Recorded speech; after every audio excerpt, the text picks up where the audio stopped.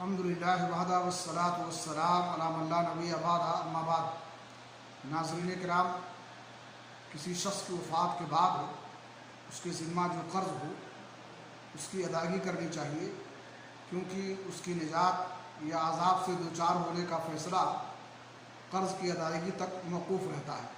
سنن ترمذی کی روایت ہے، رسول اکرم صلی اللہ علیہ وسلم نے فرمایا، نفس المؤمن معلقۃ بدینہ حتی یقضی عنہ۔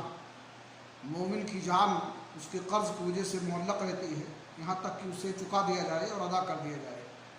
لیکن اس قدر ستم کی بات ہے اور افسوسناک بات ہے کہ لوگ کسی کی وفات کے بعد اس کے مال پر قبضہ جمانے کے لیے فکر مند ہوتے ہیں، لیکن اس کی ذمہ جو قرض ہوتا ہے اس کی ادائیگی کی انہیں کوئی پرواہ نہیں ہوتی ہے۔ اللہ رب العالمین سے دعا ہے کہ اللہ تعالیٰ ہمیں توفیق بخشے کہ ہم شریعت کی اس حکم کو سمجھیں، اور جس طرح سے میت کے مال کو حاصل کرنے کے لیے ہم پریشان ہوتے ہیں اور کوشش کرتے ہیں، اس طرح سے اس کی ذمہ جو قرض ہو اس کو بھی ادا کریں۔